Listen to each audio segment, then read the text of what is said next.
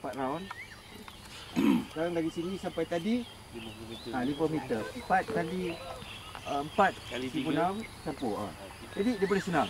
Tapi kalau macam ni, tak pasal-pasal buat tiap-tiap seorang. Kita nak mengukur. So 2.4K seorang saja. Apa yang perlu? Tak puas dengan mesin. Prof, pertanyaan daripada kaum wanita. 2.4K dekat shopping mall tu? Boleh jawapan saya tolong jawab boleh. Pasal dekat shopping mall pun ada dia parking lot yang besar tu kan. Dekat parking lot kita ada. Naik turun tingkat. Masuk Prof. Itu 5 Apa jam segala pun kita tak nak apa. buat dipermudahkan. That's right. Apa yang segala kita nak lakukan must be practical enough. That's right. Betul tak? Betul. Tapi point dia mesti sama. Mesti sama. Maksudnya yang saya jawab untuk yang tadi shopping mall tu, macam mana kita nak berlari dengan keadaan orang ramai kat dalam tu? Pandai. Siapa cikgu you dulu? Ada shopping mall yang tak ada orang. Tak Tak. boleh. Ada kedainya. Kan? Tak sesuai. Banyak obstacle. Tapi maksud dia shopping mall pukul 12 malam. Ada. Betul tak? Lepas tengok wayang. Macam tak ada orang. Tak juga. Parking kereta pun boleh. Boleh. Boleh bawa tu. Boleh. Tapi macam ni lah. Tak ada saja guru. As long as 2.4K run, Practical. you nak lari tepi jamban pun dah selalu ada. Tapi as long as you run 2.4 km, berapa time you complete? Habis meter. Where is up to you? Dia jawab, saya setuju dengan dia. Sebab dia sama panjang dengan saya. Sebab apalah susah you nak dekat shopping mall? Pasal apa you nak lari dekat shopping mall? Motivasi for them to be there. Whatever lah. Boleh. Okey, kita dah siap marking. Marking ni tadi macam kita katalah 40, lebar 80 40 80 dah 120. Tambah lagi 120, it's still 240. 2.4 kali 10 lah kita dapat 2.4. Okey, ni secara praktikal lah. Selalu yang saya buat kalau untuk atlet saya ada dua perkara lah yang jadi masalah bila dia nak improve masa dia. First ialah motivation dia sendiri. Alamak, aku nak lari jauh lagi satu. Yang kedua ialah pacing. Pacing ni ialah berapa laju aku boleh lari dan boleh maintain. Kadang-kadang dia buat perlahan, dia takut, dia simpan tenaga, last tu baru nak speed.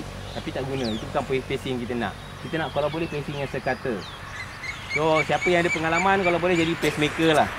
Pacing ni ialah lebih kepada macam mana kadar kelajuan kita berlari. Kadang-kadang kita bila dengan kawan-kawan, tunggu aku sembang dulu apa-apa.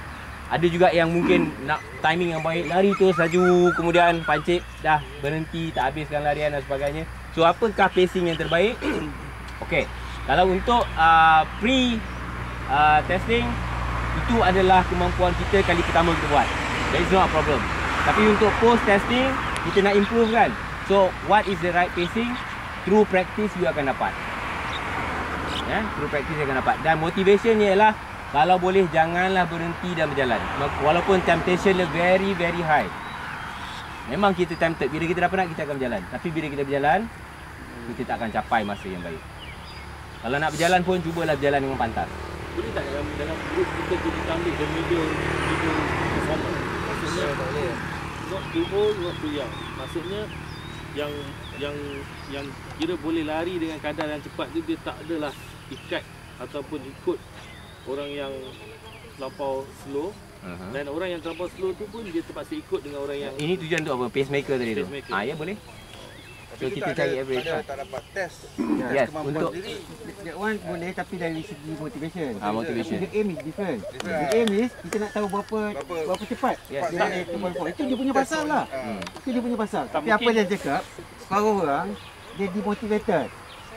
Maybe the pacemaker should be orang yang bukan participate. Ya. persaingan. Sebab kalau tidak, he's not measuring his capacity. Dia untuk bantu motivate, sacrifice dia punya kebolehan. Tak apa, it's okay. Kita boleh ambil orang luar yang tak masuk dalam program tu as the motivated to run with them. Sama-sama run. But whatever it is, you tell them, this is not a competition. This is to test your stamina. Yes. Own stamina. Your competitor is yourself. You penat, you jalan.